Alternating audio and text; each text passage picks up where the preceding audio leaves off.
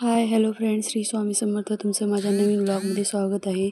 आज आम्ही निघालेलो आहोत दीदीच्या गावी, जिथे आज दीदीच्या दिराचं लग्न आहे. त्यामुळे मला नवीन ब्लॉग तयार करायला वेळच नाही भेटला. त्यामुळे म्हटलं आज चला करूयात लग्नाचा ब्लॉग. त्यामुळे मी केला आहे असा ब्लॉग.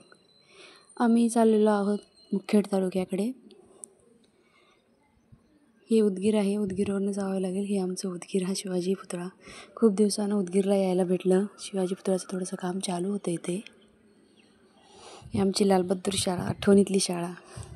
जवळपास आम्ही 10 ते 12 वर्ष या उदगीरमध्ये होतो. खरंच लहानपणीच्या खूप साऱ्या आठवणी असतात त्या उदगीरमधून जोडलेल्या.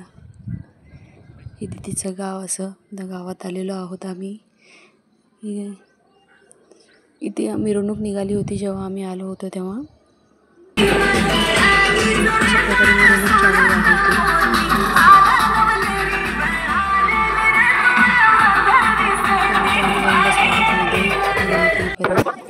त्यानंतर नवरा नवरीला स्टेजवर आणण्यात आलं. इथे गरमी खूप होत होती म्हणून सगळ्या बायका रुमालने हवा घालत होत्या, कारण आबाळ आले होते त्यामुळे आबाळाची गरमी चालू झाली होती.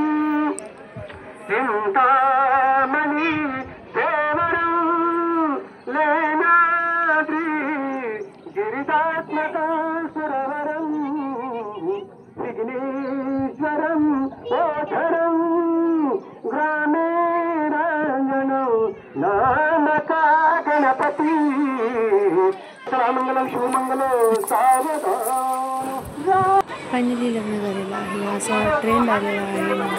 सांगितलं की नवरीलाही उचलून घ्यायचं, पण इथं काही सोय झालेलं आहे. आमची नवरीबाईची खाली बसलेली आहे.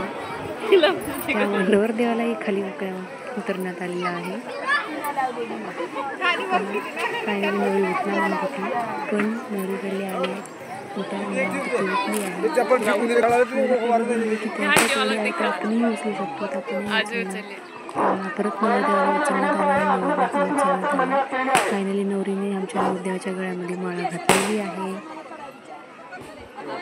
त्यानंतर नवरीने खूप अशा प्रकारे नवरदेव खूप माळ घालण्याचा प्रयत्न करत होता. नवरा कशा प्रकारे माळ घालण्याचा प्रयत्न करतो, तर आमची नवरी काही होती. नवरदेवाला खूप सळत होती. फायनली सोडून कशा प्रकारे तिनं माळ घालून घेतलेली आहे. अशा प्रकारे लग्न संपन्न झालेलं आहे. त्यानंतर चाललो आम्ही जेवण्यासाठी. अशा प्रकारे जेवाय होतं. जेवण वगैरे करून आम्ही मस्त एन्जॉय केलं लग्न. ही आमची वहिनी, त्यानंतर ही आमची काकी, आणि समोरल्या साईडला आमची आई आणि तिथे बसलेली होती.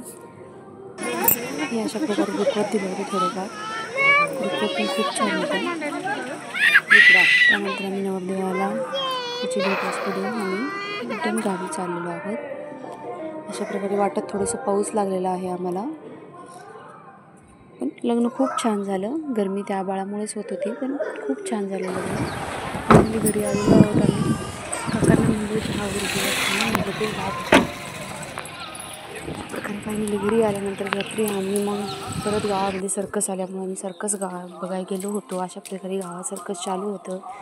सर्कस तर बघता तर काय म्हणसाल तुम्ही, एका माणसाला खाली झोपून त्यावरती किती मोठा दगड ठेवण्यात आलेला आहे. तो फोडत आहे त्याच्या अंगावरती. का म्हणून लोक करतात? पोटासाठी पोटासाठी काहीही एवढं करावं ते अवघड आहे ना. एवढा मोठा दगड त्याच्या अंगावरती ठेवून त्याच्या हातोड्याने माणसांचे. त्यानंतर इथे एक बाई आणि आतमध्ये एक छोटेसे लेकरू आहे. त्याच्यावरतून 3 गाड्या जाणार आहेत. अशा प्रकारे 3 गाड्या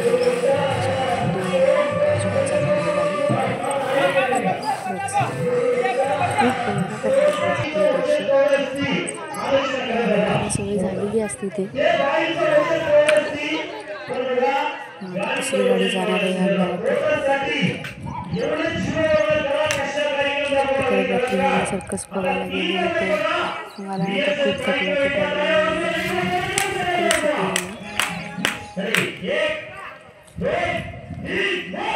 तुम्हाला आजचा व्लॉग कसा वाटला काय नक्की कमेंट करून सांगा. आणि अशीच करा, शेअर करा, सबस्क्राईब करा.